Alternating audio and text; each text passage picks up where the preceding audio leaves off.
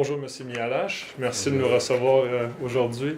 Donc, le but de l'entrevue d'aujourd'hui, c'est évidemment de parler de vous. Un petit peu, vous êtes un membre influent du chapitre de Montréal, de l'ASHRAE, et un petit peu du projet qui vous a valu le premier prix au Technology Award, c'est-à-dire la fromagerie des Basques. Donc, si on peut commencer avec ça, est-ce que vous pouvez nous décrire un petit peu le projet de la fromagerie des Basques? Premièrement, la fromagerie de Basques fait partie d'une catégorie de petites fromageries. C'est un projet qui a été fait dans la région de Trois-Pistoles. C'est pas une région extrêmement industrialisée, donc les moyens qu'on a employés pour faire ce projet ont été basés sur les forces locales, sur la main-d'œuvre qui se trouve là-bas. Le projet, c'est un projet qui a une vision globale sur la fromagerie. C'est un projet qui veut faire de cette fromagerie un exemple pour les petites fromageries qui ne sont pas dans une grande ville où il y a beaucoup d'infrastructures, qui sont dans un petit village où les infrastructures urbaines ne sont pas très bien, ne peuvent pas accueillir nécessairement une industrie. Donc, à part la partie de l'économie d'énergie, ici c'est une partie qui a une vision de développement durable, dans le sens que le lait qui rentre dans la fromagerie, qui sert à fabriquer le fromage, va générer des effluents qui sont des effluents polluants. Et nous, ce qu'on a essayé, c'est de générer des effluents qui sont non polluants par la fabrication du biogaz à partir de ces déchets organiques et d'utiliser le biogaz pour les procédés industriels de la fromagerie.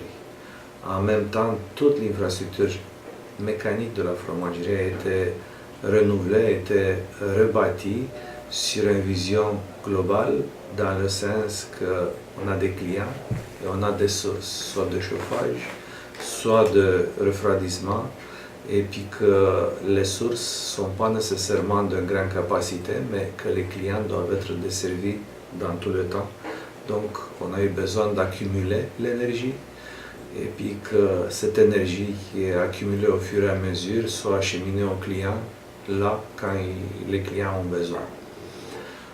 C'est un projet qui a été très généreusement financé par le gouvernement de Québec et que ça a été une très bonne chose pour notre client parce que c'est quasiment la seule façon qu'un tel type d'industrie peut aller faire un tel type de projet. Les moyens financiers qui sont pour une petite fromagerie ne sont pas énormes, et puis une aide qui provient du gouvernement du Québec, c'est toujours bienvenu ici pour soutenir l'industrie locale, surtout dans la région. Parfait. Et si vous aviez à identifier peut-être un élément du projet qui a fait le projet s'est vraiment démarqué des autres projets, est-ce qu'il y a une chose que vous pourriez identifier en particulier? L'élément qu'on peut noter dans ce projet qui est vraiment à part, c'est le digesteur anaérobique qui produit le biogaz, qui a été conçu pour la première fois de style qui a été construit là-bas. La compagnie Atis normalement emploie une technologie qui provient d'une compagnie française, sauf que dans ce cas, on a constaté que la façon qui était prévue au départ n'était pas appropriée, et puis on a dû modifier au complet, et c'est vraiment un nouveau concept qu'on l'utilise et puis qui a été fait ici avec succès et qu'on a utilisé aussi dans des autres projets. Donc si on revient un petit peu sur votre implication à l'ASHRAE, on sait que vous êtes un membre quand même impliqué à l'ASHRAE. Selon vous, quels sont vos gains personnels par rapport à votre implication à l'ASHRAE?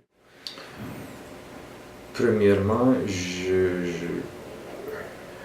participant aux réunions d'ASHRAE, c'est toujours bénéfique parce que tu es au courant avec ce qui se passe dans ta communauté professionnelle. Donc HRE, c'est un organisme surtout professionnel.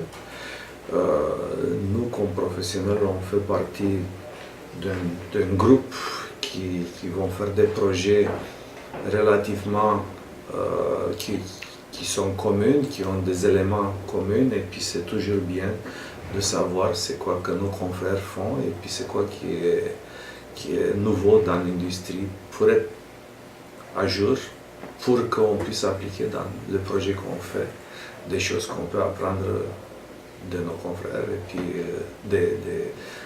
des gens qui tiennent des conférences aux réunions HRE. De votre côté, est-ce que vous pensez que vous avez des contributions que vous apportez à HRE?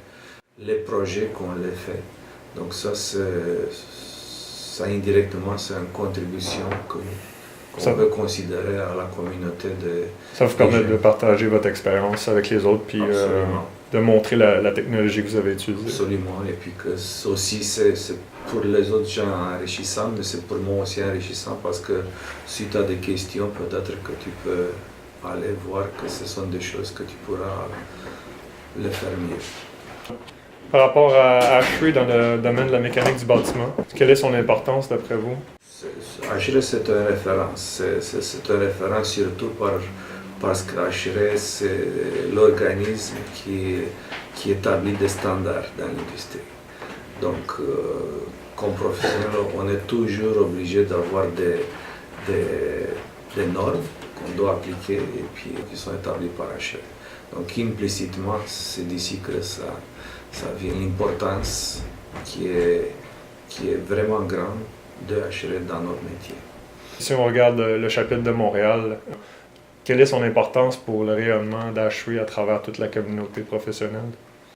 Montréal, c'est la plus grande métropole de Québec, c'est une des plus grandes métropoles de Canada et puis peut-être de l'Amérique du Nord, avec beaucoup d'investissements, avec beaucoup de projets dans tous les domaines, notamment dans le domaine de mécanique du bâtiment. Donc les professionnels qui travaillent à Montréal sont avec des projets compliqués, complexes, et puis implicitement, c'est d'ici que ça en vient le poids, si vous voulez, que le chapitre de Montréal peut donner à la communauté HRE, parce que c'est vraiment actif au niveau professionnel, au niveau des projets qui se réalisent.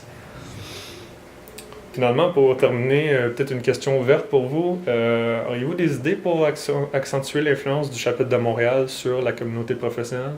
Peut-être augmenter la participation ou faire connaître certaines normes, des choses comme ça?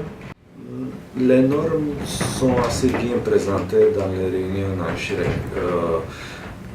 Moi, je dirais peut-être que ce serait intéressant que le chapitre Montréal de HRE essaie d'avoir une sorte de base de données de tous les projets qui se réalisent dans la métropole de Montréal et puis que ça se peut qu'il y en a des projets très intéressants que les gens peut-être ne sont pas nécessairement membres HRE ou ne savent pas très bien que ça se fait une présentation qui est régulière, qui se fait à HRE, et puis qu'on pourrait éventuellement aller chercher nous-mêmes des nouveaux membres qui sont actifs dans des projets intéressants, ou même si pas nécessairement ne sont pas des membres HRE, qui peuvent présenter des projets.